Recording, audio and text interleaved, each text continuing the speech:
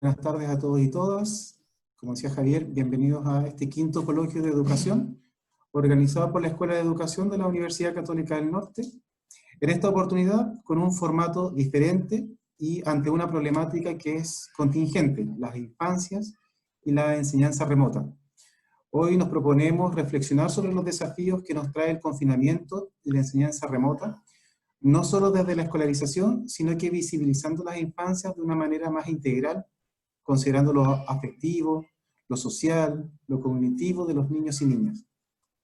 Hoy proponemos una conversación con 3 expertas pedagogas vinculadas con la formación de profesores, tanto en Colombia y en Chile, quienes nos invitarán a reflexionar sobre esta temática planteada.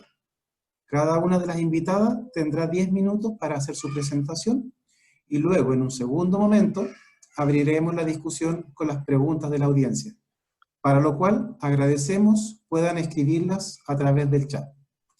Solicitamos mantener los micrófonos en silencio para evitar acoples e interrupciones y asimismo informamos que este encuentro está siendo grabado para luego ser difundido en las páginas tanto de la Universidad Católica del Norte como de la Universidad Gran Colombia. El panel que nos acompaña esta tarde está integrado por Juliana Santa María Vargas, licenciada en Español y Literatura, magíster en Docencia. Está terminando su doctorado en Educación de la Universidad Santo Tomás. Actualmente coordinadora de la licenciatura en Humanidades y Lengua Castellana. Experta como docente en Educación Básica, Secundaria y Media. Y docente universitaria desde hace ya 10 años. Andrea Romero Ramos, licenciada en Educación, con énfasis en Educación Especial, especialista en Neuropsicología Escolar, magíster en Neuropsicología y Educación. Actualmente coordina es coordinadora docente de la Facultad de Ciencias de la Educación de la Universidad Gran Colombia y tiene también experiencia docente dirigida a la primera infancia y a personas con discapacidad. También nos acompaña Silvia López de Maturana Luna, educadora de párvulos y doctora en Pedagogía de la Universidad de Valencia. Es especialista también en desarrollo cognitivo y en evaluación dinámica. Tiene una maestría en educación por la Universidad de Chile y también una maestría en psicología comunitaria. Actualmente se desempeña apoyándonos en la Universidad Católica del Norte como asesora pedagógica en la formación de nuevas carreras. Es una experta en educación, una gran maestra, connotada investigadora en educación, con publicaciones como Los buenos profesores y Maestros en el territorio. Este es el panel que nos va a acompañar esta tarde. Invitamos entonces a Andrea que pueda iniciar su presentación. Hola, muy buenas tardes para todos. Muchísimas gracias por la invitación. Para nosotros como Universidad de la Gran Colombia es un privilegio compartir estos escenarios. Permítame en un segundo, comparto la presentación. Por favor, me confirmas en mi pantalla.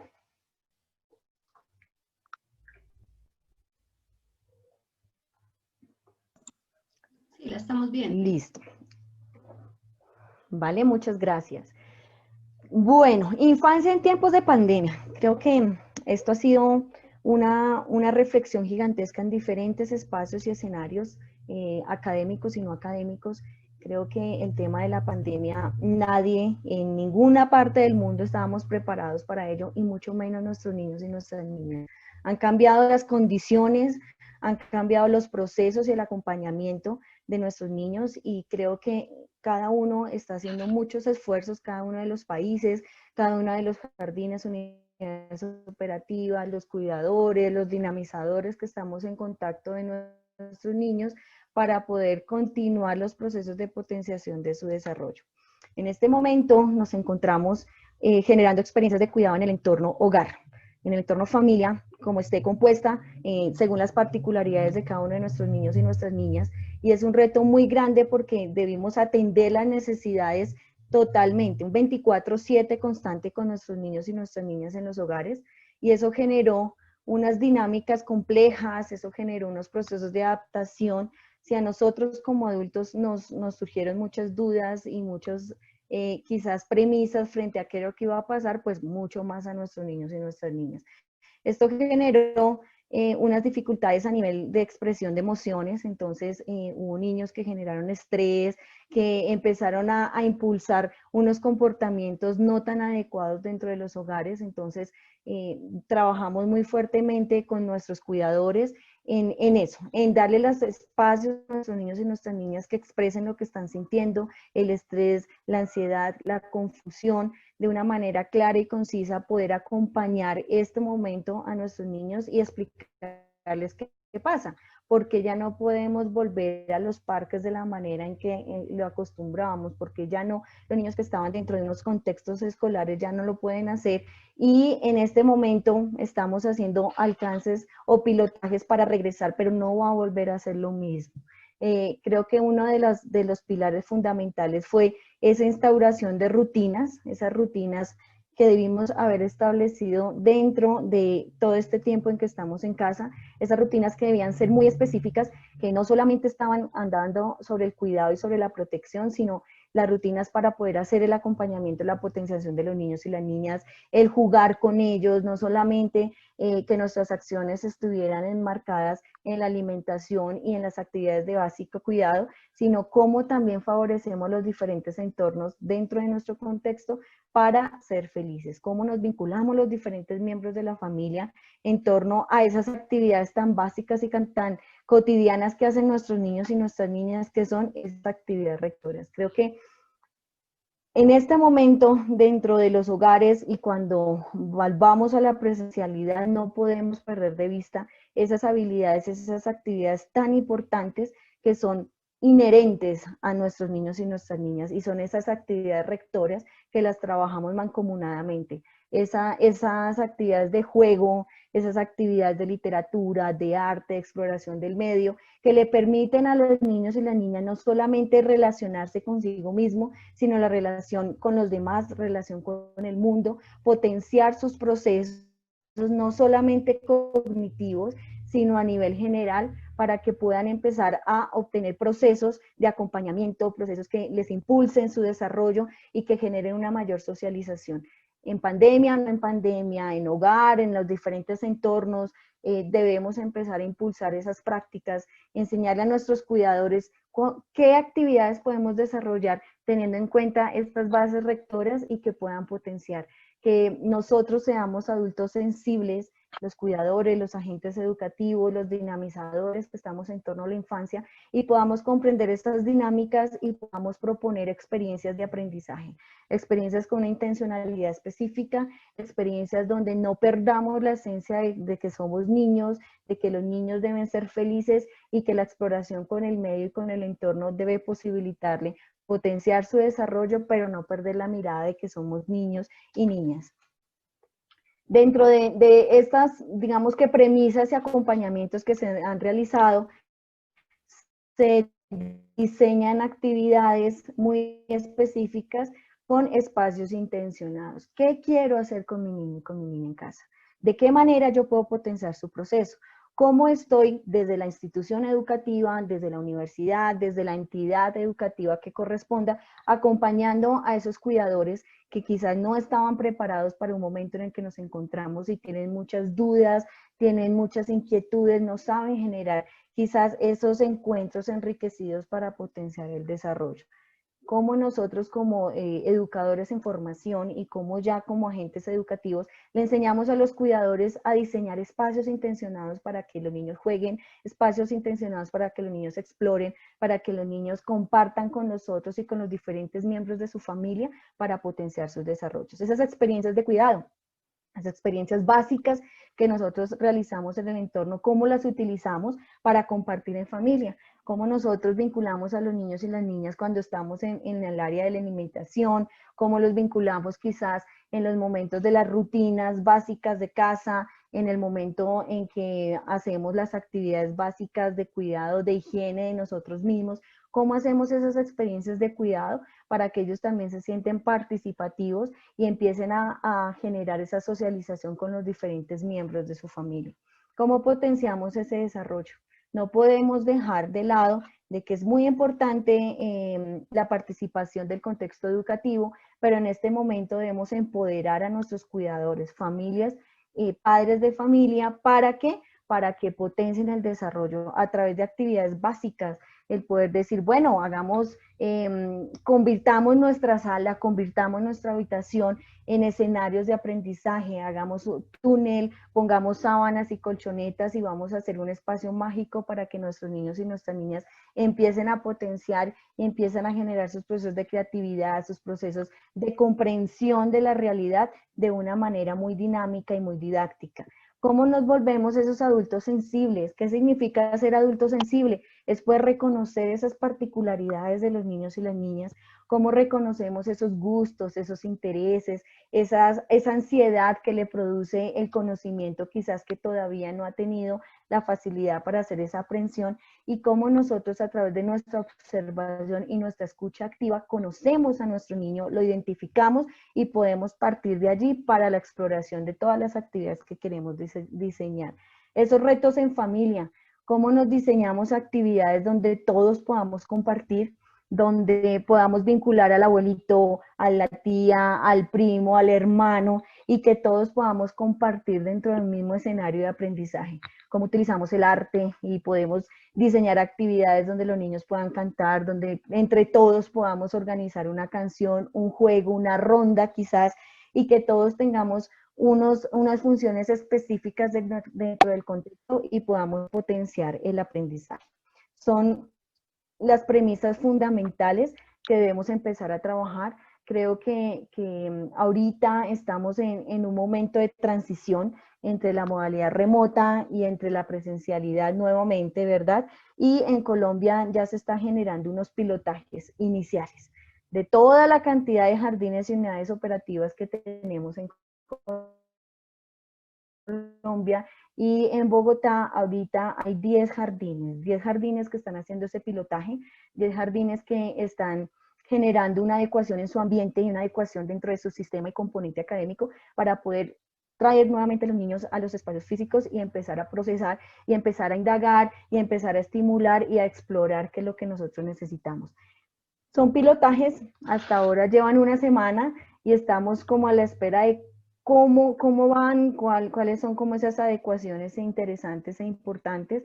Creo que es un gran reto porque nosotros como adultos a veces nos cuesta tener esas medidas de protección, y obviamente para nuestros niños y nuestras niñas es mucho más complejo, pero pues estamos avanzando en los procesos para poder continuar con el componente pedagógico y poder acompañar a nuestros niños y nuestras niñas dentro de sus procesos académicos y sus procesos en la vida como tal, esa preparación tan importante que se debe hacer en esa primera infancia, acompañando desde la mujer gestante, ¿verdad? Porque desde allí parte todo el acompañamiento y la potenciación del desarrollo, y todo lo que hagamos en esta primera etapa se va a ver reflejado en unos adultos mucho más sensibles, en unos adultos mucho más preparados para las interacciones con su contexto. Bueno, creo que ya 10 minutos, muchas gracias. Muchas gracias, Andrea. Invitamos a que puedan poner sus comentarios y preguntas en el chat para la segunda parte. Damos la palabra entonces ahora a Juliana. Bueno, buenas tardes para todos.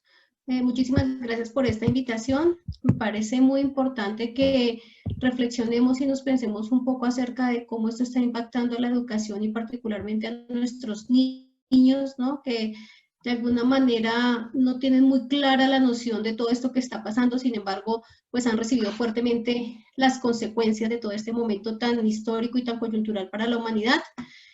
Voy a compartir mi pantalla solamente para hacer aquí una breve explicación en 10 minutos de las reflexiones que he podido generar a razón de esta situación. Digamos que mi intervención parte de la pregunta, ¿regresar al modelo de escuela que conocíamos? Y digamos que esta preocupación, esta pregunta, pues la sitúa en unas tensiones particulares que me parece que han incidido fuertemente en la formación de nuestros niños. Primero, una incertidumbre que nos acompaña de cara a la intempestividad con la cual se da esta situación. Un día nos dijeron, a partir de mañana no hay clase, ya no volvemos al colegio, tal vez dure 2 o 3 semanas el asunto, hay que dejar unas guías. Esa fue la instrucción a los colegios públicos para, digamos, afrontar esta situación. Entonces, de un día para otro los niños no vuelven a la escuela, tal vez sin una comprensión muy clara de lo que pasa. Entonces, lo que veo es que empezamos a situarnos también en un panorama de miedo, no solamente para los adultos, sino también para los niños, ¿no? Hay miedo al contagio, hay miedo al impacto económico, hay miedo a perder el trabajo. Empezamos a acentuar este discurso en la cotidianidad. Ahora, otra tensión importante para mí es el tema de la sociabilidad. Los niños particularmente y los jóvenes en educación media asisten al colegio porque les interesa estar en contacto con el otro. En la adolescencia la amistad hace parte de sus relaciones fundamentales y para los niños el espacio de sociabilidad se torna muy importante porque su objetivo inicial en ese momento no es adquirir muchos conocimientos, su objetivo es relacionarse con el otro, su objetivo es estar con su profesora, su objetivo es, yo creo que desarrollar toda la parte psicoafectiva en ese momento y socioafectiva. Entonces, en ese orden de ideas creo que hay otra tensión muy importante ahí con el tema de la sociabilidad. Por otra parte está el sedentarismo. Los niños empiezan a estar horas frente a una pantalla, no necesariamente en una labor académica, empiezan a estar frente a una pantalla, ya no hacen educación física como la hacían en el colegio, ya no salen a jugar y pues espera que sus cuidadores o sus padres de familia, que en los contextos más comunes en este momento están trabajando todo el día también frente a una computadora, pues saquen algún tiempo para el ejercicio y para digamos, la actividad deportiva, cosa que hasta hace un mes en nuestro país no era posible hacerla ni siquiera fuera porque está restringido toda la posibilidad de acceso a parques y demás. Hasta hace como, creo que menos de un mes empiezan los niños a salir con algunos horarios y luego ya pues se abre todo el tema de los espacios públicos. Entonces salen con miedo, por supuesto, pero salen. Esa es la realidad de este momento. Sin embargo, uno vuelve a suerte de tener computador, pues es una escuela que le permite conocer y saber algunas cosas, pero para aquellos que están fuera de los procesos de conectividad, como es el caso de la periferia particularmente, y como es el caso del sector no urbano, del sector rural, más bien, pues empezamos a ver unas brechas muy importantes en temas de conectividad. De plano nosotros ya sabíamos, y ahí es otra de las tensiones, la conectividad, que Colombia es un país con una gran desigualdad social, ¿sí? Las brechas a nivel social y a nivel económico son evidentes entre la periferia, más que todo, digamos, se observa ese fenómeno. Y pues esto ha puesto al descubierto niños que no han tenido la posibilidad de seguir en el sistema educativo, sencillamente porque no tienen la posibilidad de conectarse para estar en contacto con su maestro, para estar en contacto con sus compañeros, para ser partícipes de lo que el sistema educativo en este momento puede brindarles. No obstante, pues algunas iniciativas han tratado de llevarle a los niños a sus casas algunas herramientas tecnológicas, pero aún la cobertura no es suficiente. Entonces tenemos un problema de conectividad que también se vincula con un problema de cobertura. En los colegios distritales hubo una iniciativa de hacer guías de trabajo para que los niños las reciban en sus hogares, las desarrollen, las devuelvan y pues de esa manera, entre comillas, se garantice que el niño este año aprendió algo. La pregunta es, ¿la escuela es solamente un escenario de aprendizaje? De esta manera podemos garantizar que el niño está desarrollando algunos procesos diferentes a los que podría en el marco del desarrollo de estas guías.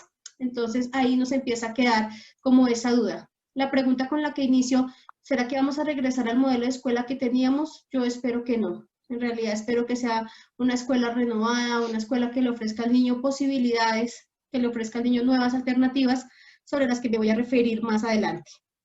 Entonces, frente a estas tensiones, socialmente se ha podido percibir pues temas que ya muchos países han analizado porque no es un tema específicamente de Colombia. Creo que la región en general ha podido vislumbrar estas brechas y estas diferencias en muchos ámbitos, ¿no? Social, económico, y pues nos ha dejado unas reflexiones frente a la crisis. Primero, sistemas de salud débiles, ineficientes, en los cuales no se ve la salud como una inversión y ahí hay un grave problema, ¿no? Porque digamos que deberíamos garantizar esa concepción de la salud y pues más que, digamos, concebirlo como una inversión, porque en realidad eso habla del desarrollo del país. nos encontramos ante un sistema educativo débil también, un sistema educativo que requiere el uso de las nuevas tecnologías, un servicio educativo excluyente, un sector educativo excluyente en algunos contextos. Entonces ahí pienso que podemos ver otra crisis. Y pues las crisis que se están viviendo a nivel familiar, temas como sedentarismo, pérdida de los empleos, también hay situaciones de depresión severa en algunos integrantes de la familia, por mencionar algunos. Entonces pues eso está generando algunas discusiones importantes, diría yo, para los que formamos como profesores, para los que somos profesores y de hecho para los que tenemos a nuestros niños cercanos hoy en nuestras casas, en un esfuerzo por seguir unas dinámicas educativas. Entonces, esto me lleva a mí como a generarme dos tensiones. Primero, que a la escuela necesariamente no se va a aprender, como ya lo había dicho, no es el único escenario donde un niño aprende, en cuanto el Internet podría ser un facilitador para que el conocimiento circule, ¿sí? Al colegio se va a motivar para que el niño quiera adquirir ese tipo de conocimientos, al colegio se va a socializar, al colegio se va a hacer amigos, al colegio se va a sentirse querido. O sea, el colegio debería tener otras connotaciones y no como un escenario solamente para el aprendizaje, solamente, digo, pues en efecto sí, pero hay otros factores que hoy están un poco invisibilizados por la situación de pandemia que vive el mundo. Y pues esto nos lleva a ver que ha habido necesariamente en algunos países una priorización de la economía y un pensarnos en cómo va a ser el regreso, un regreso a la escuela, un eventual regreso. Aquí en Colombia en este momento se están viviendo tensiones muy importantes con la Asociación de Maestros, porque los docentes del distrito argumentan no tener las condiciones necesarias para que sus estudiantes regresen a las aulas, cosa que es cierto. Por su parte, pues las entidades estatales argumentan que van a dotar a las instituciones con todo lo que se requiere para que eso sea posible. Desde una perspectiva muy personal, pienso que todavía eso no está en coherencia el contexto con lo que se espera, porque nuestros colegios son con salones muy pequeños, permanentemente se observa hacinamiento, no hay condiciones de bioseguridad, no hay dotación de los jabones que se requieren, de los desinfectantes, etc. Todas estas condiciones que hoy todos sabemos. Entonces creo que hay una atención también muy importante frente a temas de cómo vamos a regresar a la escuela. Sin embargo, creo que es importante que nuestros niños regresen al sistema, ¿sí? Pero pues también hay que garantizar las condiciones. Como el tiempo es un poco corto, pues quiero referirme que en este marco de la escuela no se va a aprender solamente. Entonces creo que también tenemos oportunidades. Y cuando digo que espero que no volvamos a la misma escuela, es porque creo que hoy en día hay alternativas y esta coyuntura nos lo demostró. Tenemos formas de acceder al conocimiento, tenemos otros mecanismos para enseñar, otros mecanismos para aprender, y en ese sentido, creería yo, es importante pensarnos, por ejemplo, desde dinámicas como el aprendizaje activo y pues todo el enfoque del aula invertida. Pues sabemos que el aula invertida nos permite trascender un poco de los lineamientos de la formación tradicional, modificar un poco ese sistema y pues preguntarnos un poco por alternativas nuevas de aprendizaje.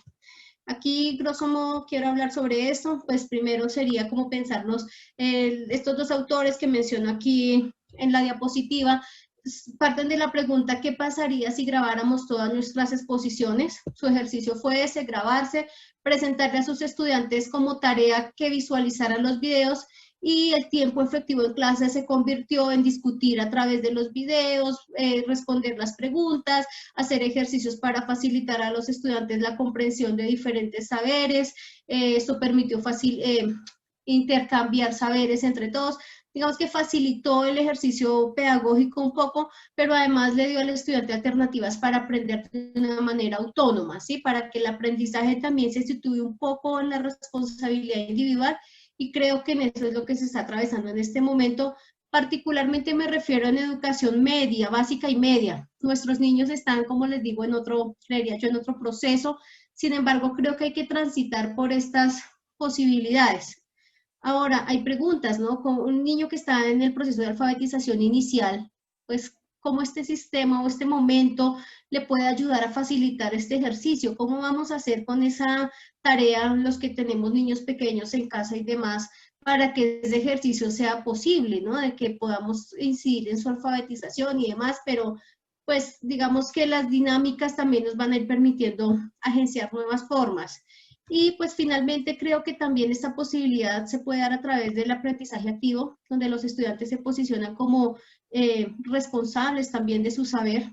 De esta manera creo que hay que pensarnos en algunas discusiones todavía pendientes sobre la democratización del conocimiento, sobre el acceso para todos, qué hacemos con, qué tan democrático en realidad puede ser el conocimiento si no hay conectividad. Digamos que esto, aunque nos da posibilidades y nos abre todavía una esperanza frente a la educación como motor para optimizar, creo yo, la sociedad en sí misma, también nos deja grandes preguntas por el devenir. Sin embargo, yo considero que como formadores de docentes, yo me sitúo en esta mirada de esperanza y les digo a mis estudiantes que la educación es un gran agenciador y es una herramienta muy potente, y entonces en esa medida creo que esta experiencia nos debe servir para transformarnos y pues en realidad, como lo dije al inicio, para pensar en qué tipo de escuela queremos para lo que viene en la etapa de post-pandemia y en la etapa de pandemia actual. Muchas gracias, pues eso, digamos, de manera muy resumida, son mis apreciaciones. Muchas Y entonces, gracias, Juliana. espero haber, pues, dejado preguntas sobre todo. Muchas gracias. Muchas gracias a ti. Es el turno ahora de Silvia. Gracias, David, y gracias a quienes organizaron este encuentro. Me siento contenta de poder participar, además que me siento tan en casa, a pesar que es poco el tiempo que llevo con este equipo, pero de verdad que me ha resultado tan confiable, tan cercano, que pareciera que hubiese llevado años, ¿ah? Así que estoy muy contenta, me siento realmente en casa. Y qué bueno haber escuchado a Juliana y Andrea, porque compartimos mucho de lo que ellas han estado planteando, sobre todo cuando Juliana dice, ¿verdad?, que espero que no volvamos a la misma escuela. Yo creo que ese es un sentimiento que compartimos, y esa misma escuela que se ha venido reproduciendo por tantos años, por décadas, hasta podríamos decir por siglos, ¿no es cierto? Si miramos fotografías del siglo XVII, del siglo XVIII, del siglo XIX, nos vamos a encontrar con aulas donde la distribución de los niños y de las niñas sigue el mismo esquema. Y eso que puede parecer una nimiedad, no lo es cuando comenzamos a hablar de los elementos importantes para compartir, para socializar, que tiene que ver con mirarnos a los rostros, con saber lo que le pasa a alguien, la cara que pone, si tú estás sentada en el último asiento, cómo ves lo que le pasa al que está sentado en el primer asiento. O sea, esos son detalles que, como dije, pueden parecer menores, pero que son de una tremenda potencialidad pedagógica, ¿no? Y por otro lado, Andrea plantea claramente, o sea, lo que está sucediendo ahora, niños y niñas en sus hogares, independiente de todas las problemáticas que tenemos que tener clarísimo que hay, porque no todos los niños y niñas están compartiendo el mismo tipo de casa, el mismo tipo de hogar, el mismo tipo de barrio, pero podríamos quizás intentar trabajar con las familias, con las comunidades, para que se comprendiera la tremenda responsabilidad de estar con niños y niñas en los hogares. Yo me pregunto, ¿qué se ha ganado en estos meses de confinamiento? ¿Qué es lo que han aprendido nuestras niñas y niños? ¿Qué es lo que ha sido relevante? Me pregunto, ¿habrán ganado en autonomía? Creo que eso sería extraordinario, si pudiésemos decir que se ha ganado en esa autonomía que la escolarización les ha quitado a las infancias. Hablo de infancias en plural porque son muchas las infancias, ¿no? Las infancias perdidas, dolidas, abatidas, invisibilizadas, las infancias alegres, protegidas, queridas, son muchas, ¿no? Porque no hay un niño y una niña ideal. Lamentablemente, la escolarización nos ha hecho creer que sí existen los niños y las niñas ideales, y nos ha hecho establecer currículum para ellos. Pero ahora nos damos cuenta de que no existen estos niños y niñas ideales. Entonces tenemos que ver, bueno, qué es lo que está sucediendo realmente en cada uno de esos lugares. Pero independientemente de eso, y tomándome un poco de lo que planteaba Andrea y de lo que planteaba Juliana, ¿verdad? ¿Qué experiencias están teniendo en sus hogares, cualquiera que esto sea? ¿Qué autonomía están ganando? ¿Están colaborando con alguna labor de la casa, por ejemplo? Quizás cocinar puede servir para que aprendan matemática. el volumen, la cantidad, el tipo de material que yo voy a echar, aunque sea para hacer una sopa pequeña con 3 o 4 fideos. Eso me puede servir para aprender matemática, para aprender física, para aprender química, la ebullición, ¿verdad? A cuántos grados tiene que estar el agua. Quizás puedo escribir algo si es que tengo alguna predilección por la escritura, quizás puedo hacer un poema, puedo cantar, es decir, son tantas las posibilidades que nuestros niños y niñas tienen para aprender, que no es solamente el contenido escolar, que como dije recién y mis compañeras también lo dijeron, es lo que nos ha hecho creer la escolarización. Dentro de toda esta panorámica que habría mucho que decir, yo quiero plantear 4 tremendos retos que creo que la educación nos deja, ¿sí? Que es el reto social, el reto pedagógico, el reto político y el reto ético. Y estos son retos que con o sin pandemia yo creo que tenemos que tomar en cuenta. Prepandemia, ahí estaban estos retos, pero pareciera que no nos dimos cuenta de que existían, que eran nuestros desafíos, nuestras responsabilidades. Pandemia, ahí nos encontramos con esta tremenda problemática. Y post-pandemia, bueno, veamos qué podemos hacer con estos retos que se nos presentan. El reto social tiene que ver con las tremendas brechas que nos hemos dado cuenta que están existiendo. Quizás muchas y muchos de nosotros que estamos aquí sabíamos que existían, pero nos encontramos con la tremenda sorpresa que hay muchas personas, incluso ocupando tremendos cargos en la dirección de los países, que recién se han dado cuenta de que existían brechas sociales. Y estas brechas sociales son las que nos permiten ver que niños y niñas no cuentan con las mismas condiciones para igualar el punto de partida que tienen que tener para empezar los aprendizajes. Y eso se liga con el reto político. Es decir, ¿cuál es mi reto político como educadora? Igualar los puntos de partida de los niños y niñas. No es posible que yo parta desde un programa pedagógico sin conocer las biografías de niños y niñas que están asistiendo a estos acontecimientos pedagógicos, si es que le pudiésemos llamar así. Y ahora, con la virtualidad nos hemos dado mucho más cuenta que los puntos de partida van a ir diferenciando mucho más a unos y a otros. Entonces la democratización de la enseñanza, que es a la que aspiramos todas y todos, se nos va alejando mucho más. Por eso quienes educamos tenemos que tener en cuenta estos retos, ¿no? Social, acortar las brechas; político, asegurar los puntos de partida; pedagógico, buscar las mejores estrategias y las mejores alternativas para poder desarrollar nuestros procesos de enseñanza. Pero nuestros procesos de enseñanza no pueden pensar que quien los está recibiendo es un público homogéneo. ¿Ah? Lo público, niños y niñas son heterogéneos y hay una diversificación enorme en las maneras que tienen de acceder a los aprendizajes. Por lo tanto, ¿cómo yo voy a trabajar el currículum? Lo voy a trabajar de una manera diferente.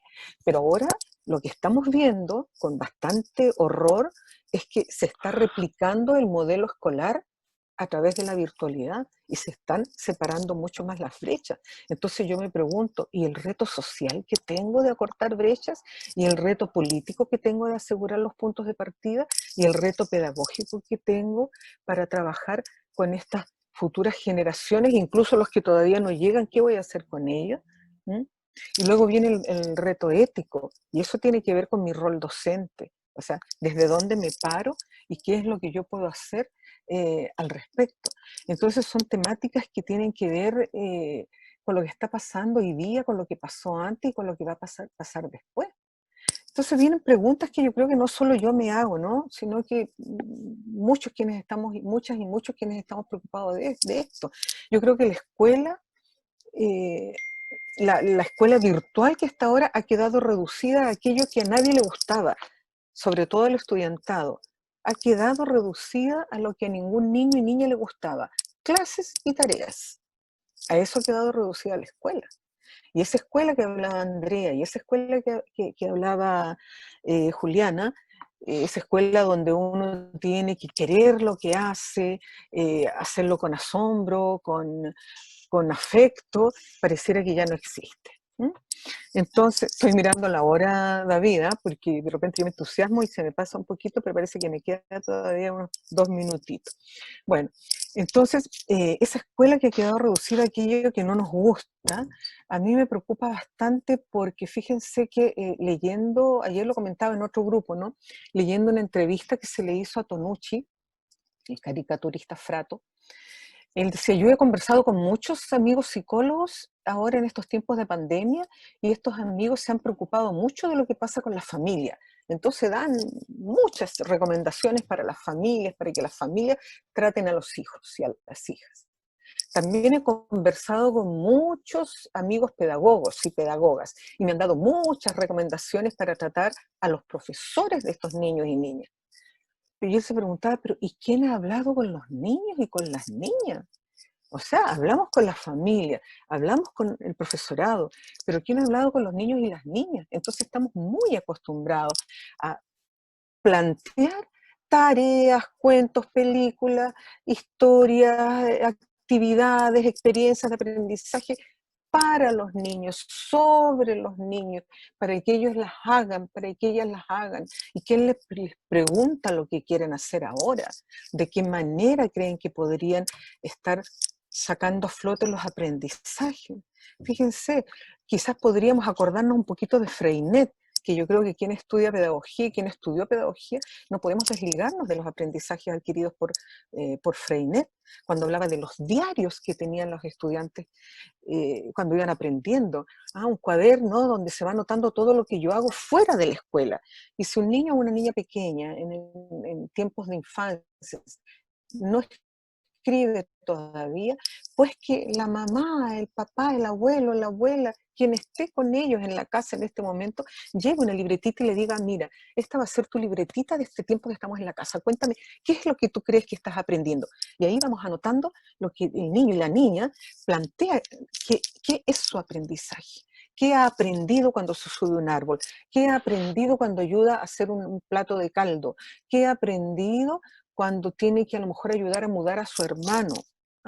Es decir, todas esas tareas que en algún tiempo esta gran autora, Donata Elchenbroich, nos dijo que era lo que tenía que saber un niño y una niña antes de los 7 años. Conocer la biografía de su familia, conocer quién eran sus bisabuelos, subir a un árbol, meter los pies en un arroyo, o sea, todas aquellas situaciones que ahora las podrían hacer. Entonces yo creo que esa es mi reflexión, los 4 retos que tenemos, social, político, pedagógico y ético. Reitero, el reto social, cerrar las brechas, el reto político, asegurar los puntos de partida, el reto pedagógico, preocuparnos por estas generaciones que estamos contribuyendo a educar, y el reto ético, posicionarnos en nuestro rol docente. Eso sería por mi parte, David, el planteamiento que yo quería poner. Muchas gracias, Silvia. Ahora pasamos a nuestra segunda parte. Hay algunos comentarios y preguntas que vamos a pasar a revisar. Vamos a invitar a nuestras 3 panelistas a que puedan comentar a partir de estas preguntas que surgieron.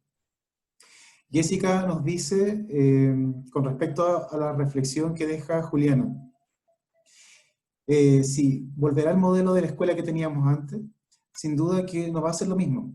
Acá en Chile también hay muchas brechas significativas en la educación.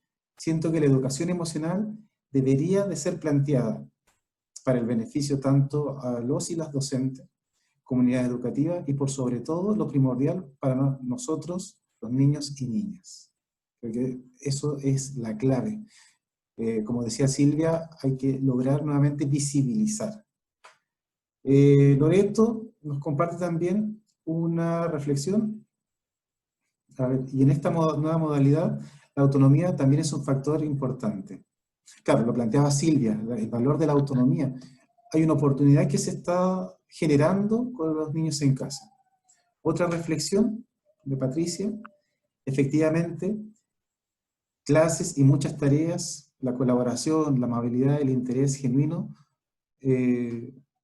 efectivamente, clases y muchas tareas.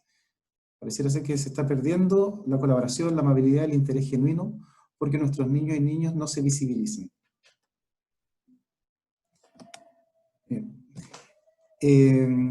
Loreto nos vuelve a plantear el tema del currículum y la rigidez del currículum.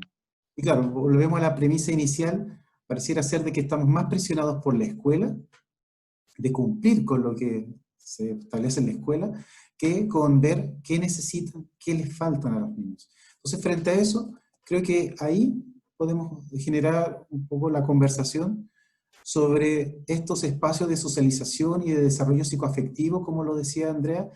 ¿Cómo se recuperan? ¿Cómo recuperamos esos espacios?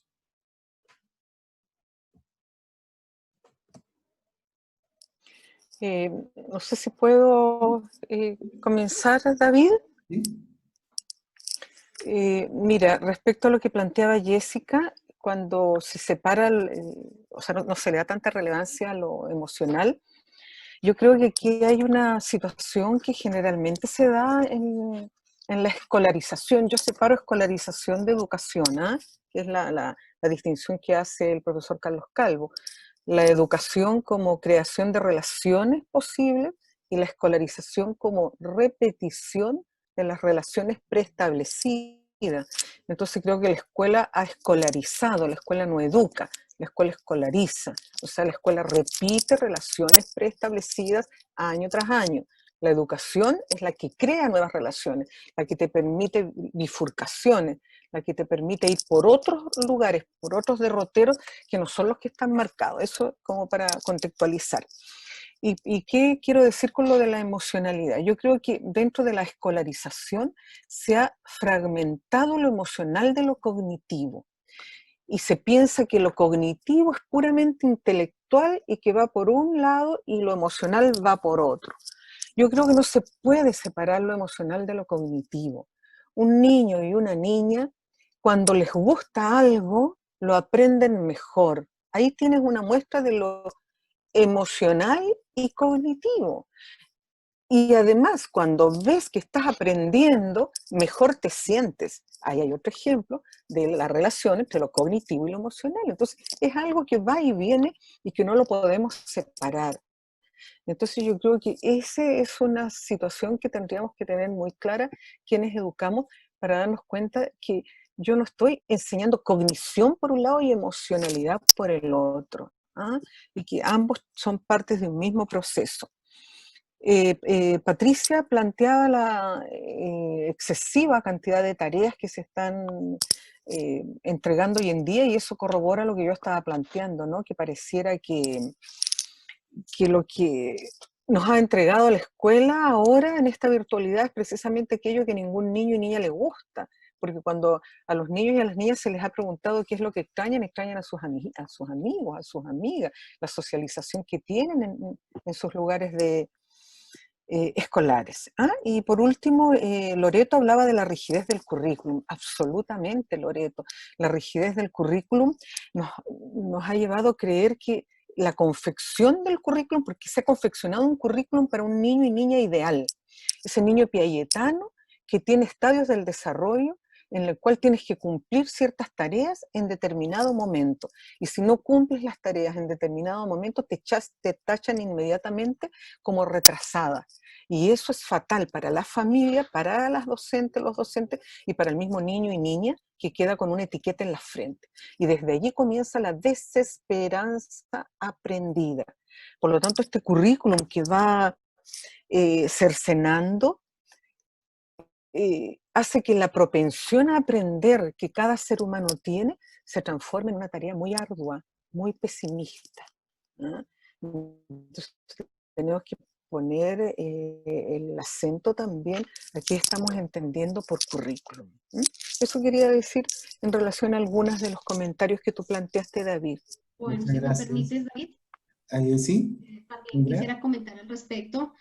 Yo creo que gran parte de la situación también se plantea frente, les decía yo, a la mirada un poco tradicional que todavía se mantiene en nuestras instituciones frente a la educación y frente a todo el ejercicio pedagógico en sí mismo. Creo que en el momento en que se empiecen a sobrepasar estas miradas digamos, a reconocer de otra forma la relación estudiante-docente en una, digamos, línea más horizontal, seguramente en esta mirada va a mejorar la relación también del niño con la escuela.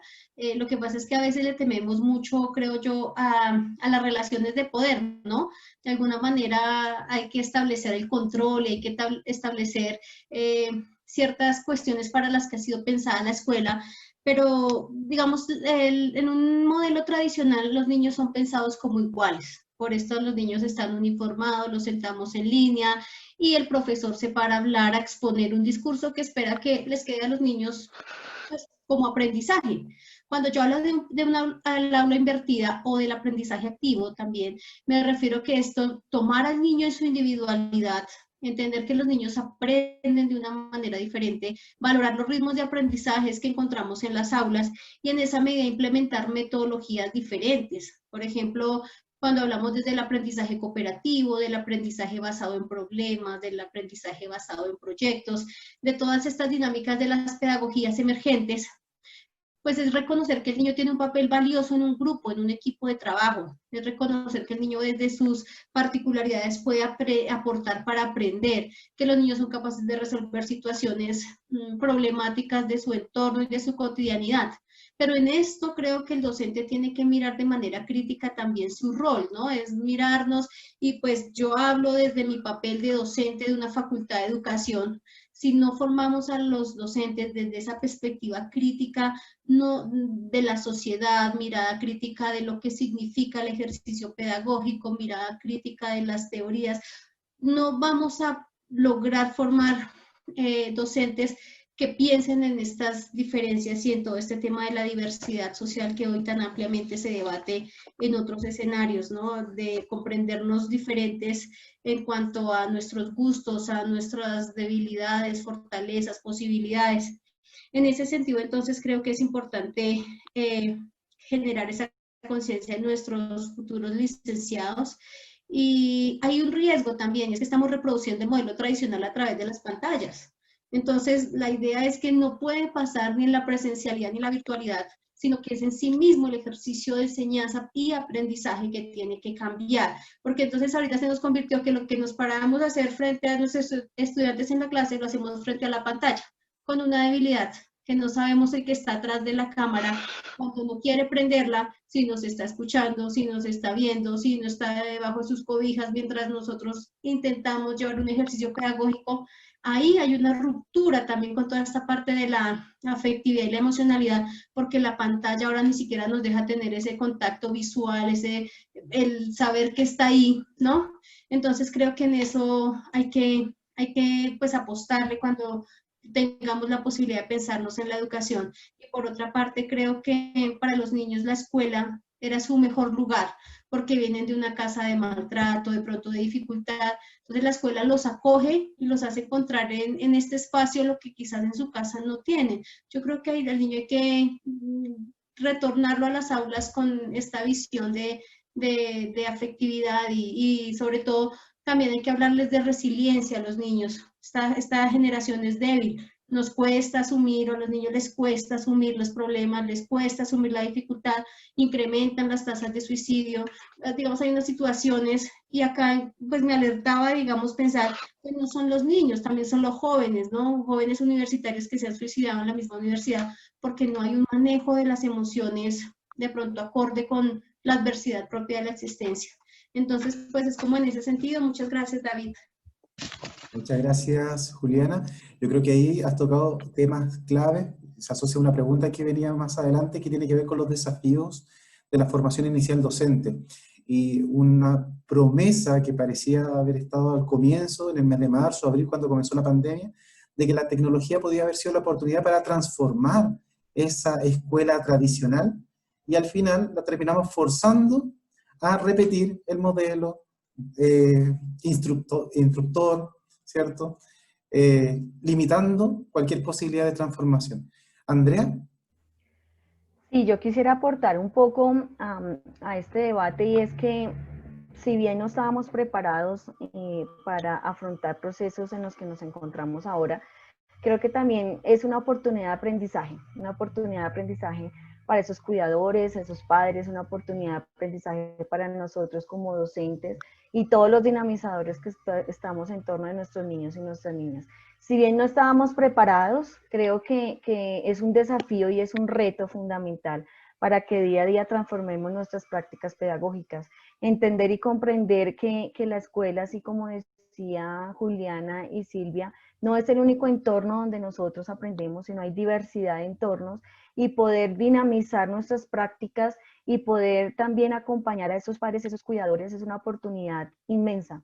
Muchas veces el colegio o los jardines o las unidades operativas eran un momento donde dejábamos el niño y muchas familias digamos que se descontextualizaban de lo que pasaba, los recogían a unas altas horas de la tarde, de la noche, y prácticamente compartían con sus hijos horas, pequeños fragmentos, y ahorita estamos 24/7, es decir, ese es su hijo, ese es su familiar, ese es su primo, ese es su hermano, y vamos a reconocer dentro de nuestras convivencias y de nuestras relaciones quién es cada uno y cómo podemos dinamizar los procesos, cómo mejoramos esa corresponsabilidad.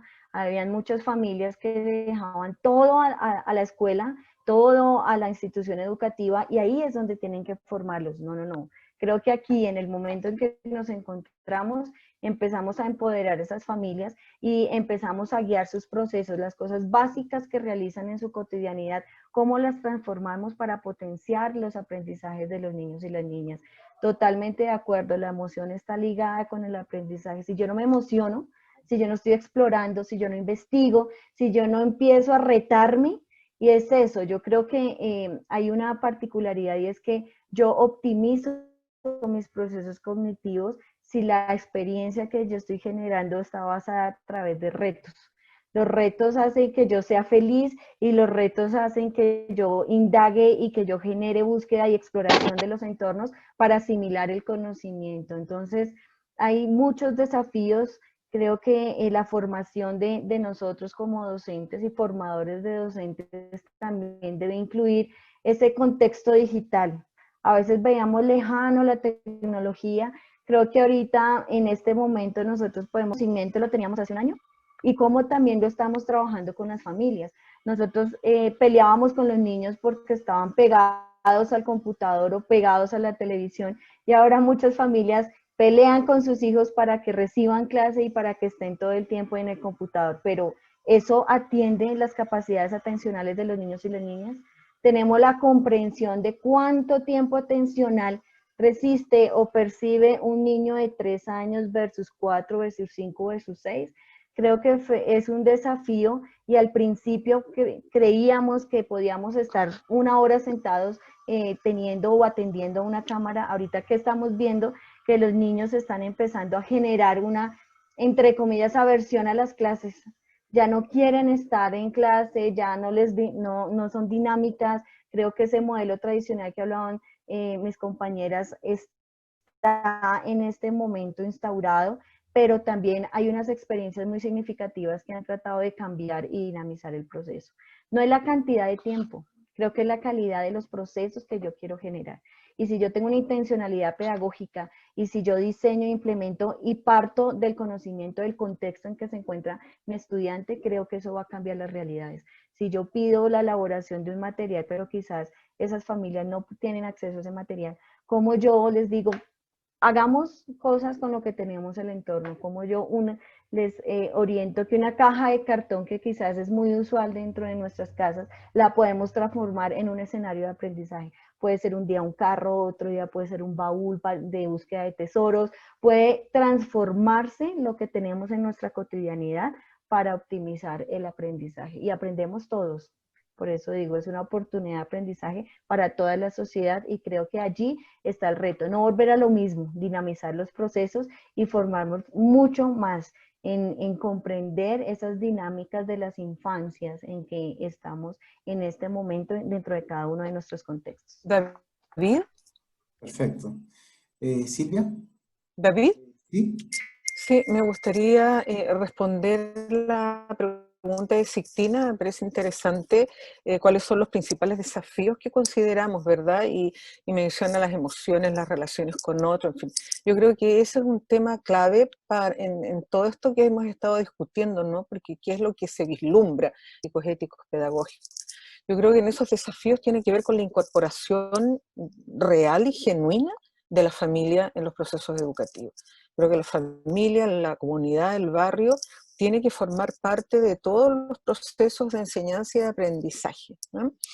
Que las normas, por ejemplo, que van a regir una escuela sean tomadas por el colectivo, ¿no? Que ya no sean normas que se imponen y que vienen dadas desde una cabeza, desde una cúpula, en la cual todos los demás deben obedecer. Yo creo que todos los principios libertarios, ¿no? Tienen que ponerse a prueba ahora ya, si es que queremos hacer un cambio y que sea un cambio radical. Por lo tanto, la incorporación de la familia y la comunidad es prioritario. Otro desafío creo que son las relaciones sinérgicas con los otros y las otras profesionales, ¿no? Relaciones que ya no tienen que ser solamente interdisciplinarias, que ya es un avance desde lo multi, sino que ojalá sean interdisciplinarias para llegar en algún futuro cercano a la transdisciplinariedad, donde todas y todas estemos luchando por conseguir ese objetivo que tiene que ver con una convivencia sana, ética, y que no sean palabras que están escritas solamente en un manual de principios, sino que realmente se lleven a la acción, ¿no? Yo creo que somos sujetos de acción y eso es lo que tenemos que ser, no somos sujetos obedientes. Entonces tenemos que también liberar esa posibilidad que se nos ha dado como capacidad connatural del ser humano. Y el otro desafío yo creo que tiene que ver con, a lo mejor englobar lo que acabo de decir, ¿no? Que es pasar de una pedagogía burocrática a una pedagogía crítica, que también creo que Juliana y Andrea lo manifestaron de alguna manera.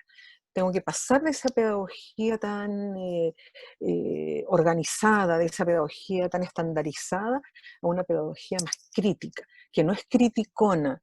La pedagogía crítica tiene que ver con realmente develar lo que hay detrás de lo que yo estoy haciendo. ¿Para qué sirve lo que yo estoy haciendo? ¿A quién le sirve? ¿O quién está detrás que quiere que yo haga esto? ¿Ah? ¿Quiénes son mis estudiantes? ¿Quiénes son los párvulos, las párvulas a quienes yo voy a educar? Entonces todo eso tiene que ver con una mirada totalmente genuina de los procesos de enseñanza y los procesos de aprendizaje. Por eso yo siempre he planteado y a mis estudiantes, yo creo que el primer día en que nos encontrábamos, yo les manifestaba, ustedes entraron aquí a estudiar pedagogía, no cualquiera puede ser profesor o profesora. Es una tremenda responsabilidad, es un tremendo compromiso, porque todos estos retos se nos ponen encima cuando tenemos esa responsabilidad de educar a otros y a otras, ¿no? Perfecto. Eso, David. Muchas gracias. Bueno, yo creo que se nos quedan hartas ideas en el tintero. La invitación a la reflexión creo que quedó instalada. Ha sido una muy rica conversación esta tarde. Y me quedo para ir cerrando con los retos que nos planteaba Silvia. Y me voy a permitir un poco jugar con las palabras, porque creo que esos retos nos llevan a asumir esa crisis pedagógica, a redescubrir lo social, a tomar un nuevo horizonte en lo ético y abrir nuevas oportunidades en lo político para ver efectivamente y de manera real a los niños y niñas. Así es que muchas gracias a todos por haber asistido a este quinto coloquio. No sé si queda alguna idea en el tintero que quieran compartir en los segundos finales. Yo les comparto, para si alguien quiere seguir participando de las actividades, en paralelo tenemos otro encuentro, que es un círculo pedagógico, es una actividad que ya se ha vuelto también tradición, y hoy nos acompaña Walter Cohan con la ponencia Paulo Freire Más que Nunca. Así es que si alguien quiere continuar, ahí les dejo en el chat el enlace para que puedan ingresar. Sin más, me despido, que tengan muy linda tarde y muchas gracias a Silvia, Andrea y Juliana, y además agradezco a Cristian León que nos apoyó con el lenguaje de señas. Muy buenas tardes a todos. Gracias Muchas a ti, gracias a David, todos. gracias Muy a buena André y tarde. Juliana, también que Gracias, me Cristian. permitieron conocer lo que están pensando y saber que estamos en la misma, en los mismos derroteros. Y a Cristian también siempre agradecida de su tremenda colaboración. Y a las personas que asistieron, yo creo que las conversaciones tienen que ser cortas, precisas y concisas, y dejar tirados los elementos para la reflexión, ¿verdad? Así que a mí me parece que ha sido una excelente posibilidad, por eso lo agradezco muchísimo, David. Gracias nuevamente.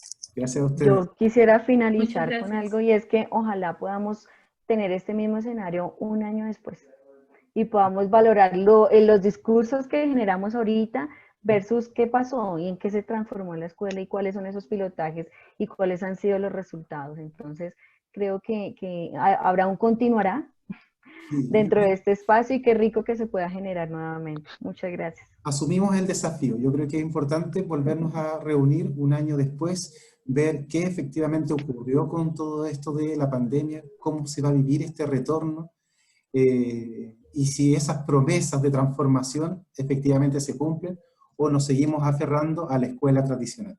Un abrazo a todos, buenas tardes. Gracias.